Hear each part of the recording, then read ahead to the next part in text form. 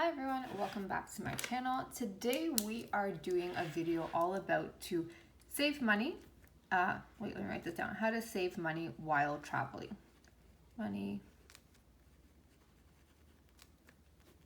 So I love taking vacations. If you've watched any of my other videos, I have so many planned and such, and they can get really, really pricey. So I really want to start off with saying that if you are going on vacation, there's quite a number of things that you can do to decrease the cost. But at the end of the day, you're still gonna have to pay, right? When you look at airfare, transportation, tickets, food, eating out, things like that, there's pretty much always going to be some type of fee or cost associated with it. So it's not necessarily how to take it all the way down to zero, but just how to decrease it as much as we can. So that's what we're gonna be going over today. I hope you like this video. Stick around, comment, like, and subscribe, and let's get started. So the number one tip that I can give you is to plan early, okay? And I'm talking like not a month early. I'm not talking like 6 weeks early. I'm talking like 6 months early. So plan as early as possible, okay? People really don't like this idea. I get it can be a little bit hard when you're saying, oh, but I don't know what I'm going to be doing in 6 months. I don't know what I'm going to be doing in a year. You do know what you're doing. You're going on that trip. The reason planning early is so good is not only is it one, usually cheaper, but also you tend to have way more options as well. Okay, so you can get a really good deal for something and it's even better than if you booked it last minute. So it could be in terms of flights, it could be a lot of times in terms of hotels, especially if you're going when it's busy season. Like people tend to travel a lot when it's Christmas, March break, summer holidays, etc. So if you know summer's coming next year and you kind of are like, oh, I'd like to go on a trip to A, B, and C, book it early, okay? That's the biggest one possible. You don't need to book everything early, but at least if you book it early, you have some plans in the works. And the other reason why it's so beneficial is that it allows you to space out your spending. So your spending, instead of it being all within a very short period of time, you can have it like, let's say if you book the flight in December and then the hotel's in February, and then you book like trains and cars and other things in May. That's going to divvy up all of your expenditures a little bit more to make it a bit more manageable. So that's essentially a really big tip. This will help you exponentially. So way more than you think it will help you. It absolutely will. So that's my first tip, is plan early. The other great thing about planning early and spreading out the cost is in regards to credit card points or just any kind of travel points that you might have. If you haven't already, I have 2 videos all about credit card churning. I'll link them to the corner right there, I assume. Credit card churning is a phenomenal way to save money. It doesn't even need to be super aggressive churning. It can even just be something like, let's say, on the first month you book the flight. The third month you book the hotels. And then let's say the 4th month you book let's say the 5th month you book the cars. Okay? So in this case you have everything split with 5 different months. So you can open up a different credit card for each of them.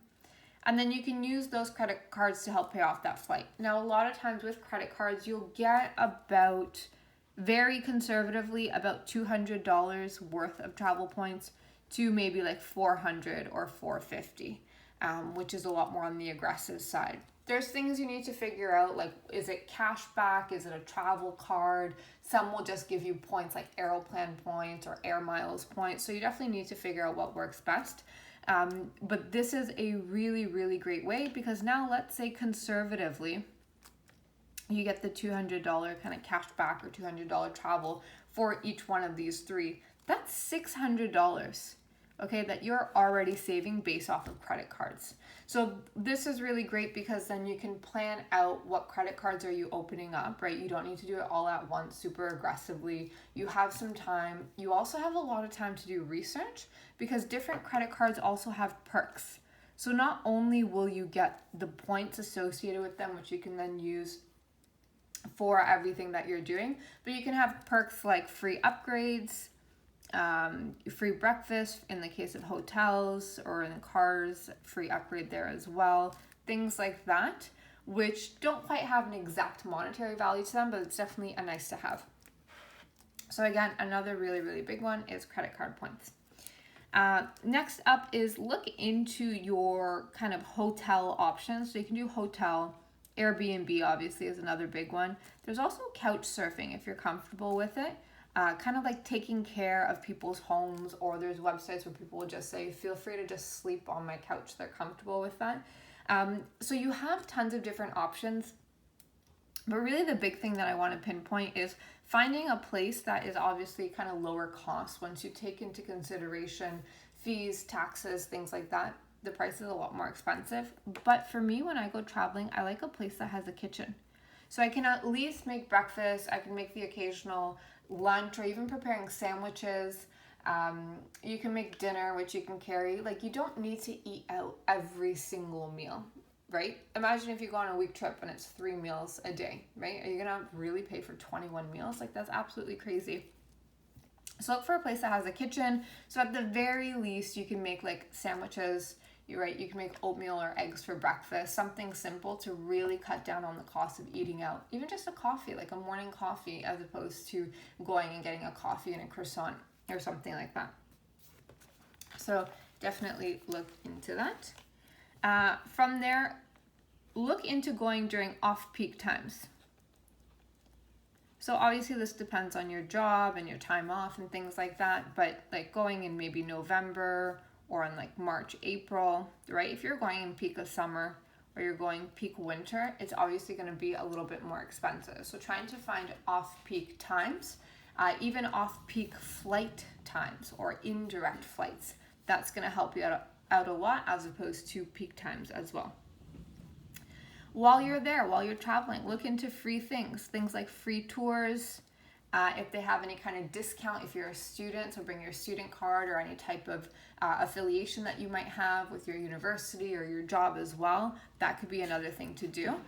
For example, if you go to an expensive city, it's going to be expensive to do most things. So look into free tours. If they have any kind of like cheaper museum days, any kind of group discounts. So you have a lot. Look into taking public transit instead of Uber or taxis. Listen, taking transit in another language, in another country, especially when it's in another language, is freaky.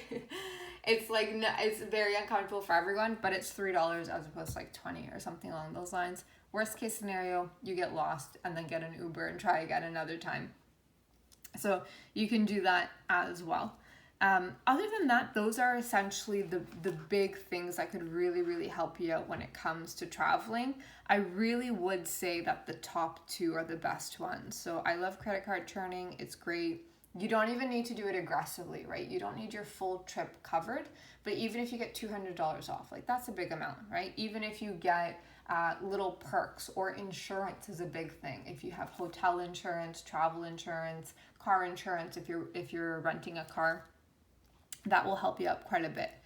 Planning early is really the key. So again, not only for the price, but you have so many different options that you can choose from, right? Because people aren't planning that early ahead. And then you can look, if you're not comfortable with planning it 6 months ahead, just look into the cancellation options, right? So really that can help you out quite a bit, because we've all been there where you go to book a flight and it's $300 and you're like, oh, that's a good deal. I'll just book it tomorrow. And then guess what? Tomorrow comes and now it's $320. And you're like, oh no, I should have booked it yesterday. And then do you book it? No, you still wait a week more and then it's $400. So you played yourself, and it happens all the time. So all in all, these are my tips that I have for how to save money for traveling. I hope you liked the video. Short and sweet one. Please stick around, like, comment, and subscribe. I hope to see you in another video again. I'm going on vacation soon, so I'm going to be having a lot of travel-related content and finance content as well. Thanks, everyone. I'll see you later. Bye for now.